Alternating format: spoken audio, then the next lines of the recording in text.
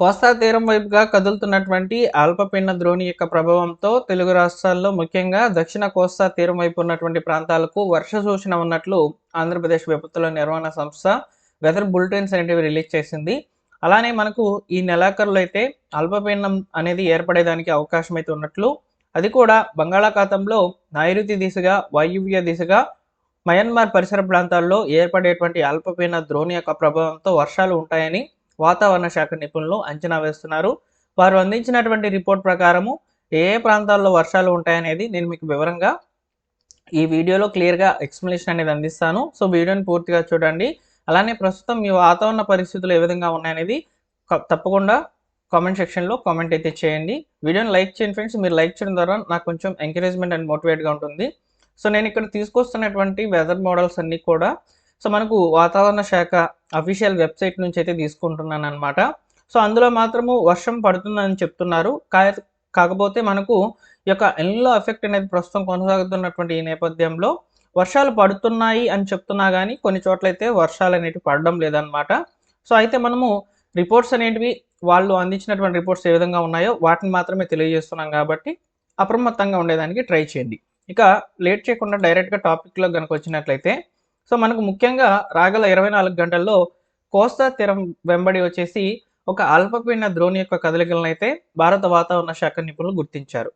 వారు ఏం చెప్తున్నారంటే ముఖ్యంగా ఈ కోస్తా తీరం వెంబడి ఉన్నటువంటి జిల్లాల మీదుగా అంటే దక్షిణ కోస్తా కానివ్వచ్చు, అదేవిధంగా ఉత్తరాంధ్ర దక్షిణ ఈ యొక్క భాగాలు ఏవైతే ఉంటాయో కోస్తా తీరం వైపుగా వాటి వైపుగా కూడా వర్షాలు ఉంటాయని చెప్తున్నారు. అలా చూసుకున్నట్లయితే ముఖ్యంగా మనకు తిరుపతి, చిత్తూరు, నెల్లూరు, గుంటూరు, అదేవిధంగా బాపట్ల మరియు ఈ యొక్క యానం, ఉభయ గోదావరి జిల్లాలు, కాకినాడ, అదేవిధంగా మనం చూసుకున్నట్లయితే శ్రీకాకుళం, విజయనగరం, విశాఖపట్నం ఈ కోస్తా తీరం వెంబడి ఉన్నటువంటి ప్రాంతాల మీదుగా 1-2 చోట్ల భారీ వర్షాలు పడుతూ కొన్ని చోట్ల మేఘాలతో ఉన్నటువంటి వాతావరణ పరిస్థితులు అనేటివి మనము ఎక్స్పెక్ట్ చేయవచ్చు. అవి కూడా కోస్తా తీరానికి దగ్గరగా ఉన్నటువంటి ప్రాంతాల్లో.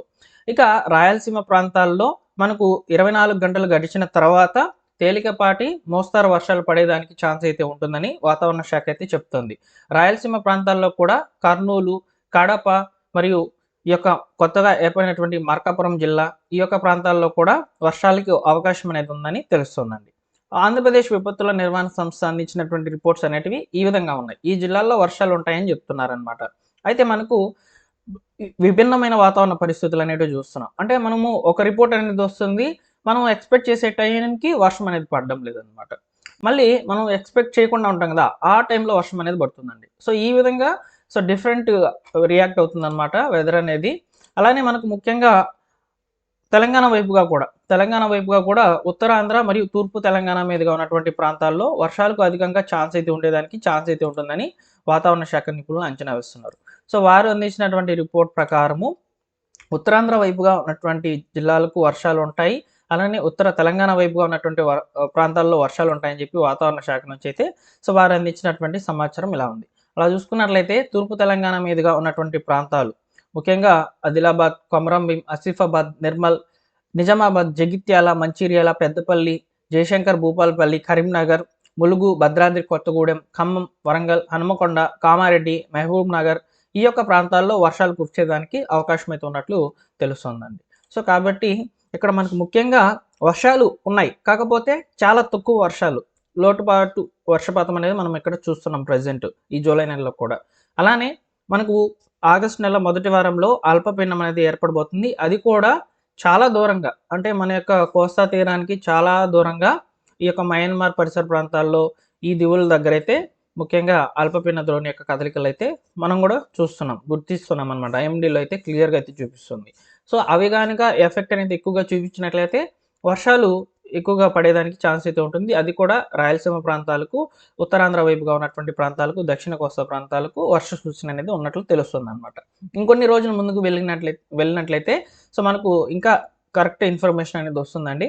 ప్రస్తుతం రాగల 24 గంటల్లో ఏ ప్రాంతాల్లో వర్షాలు పడతాయి అనేది నేను మీకు వివరంగా అయితే అందించడం జరిగింది. వీడియోని వస్తే తప్పకుండా లైక్ చేసి మీ మిత్రులకు షేర్ చేయండి. మరొక ఇంపార్టెంట్ వీడియోతో అప్డేటెడ్ ఇన్ఫర్మేషన్తో మీ ముందుకైతే వస్తాను.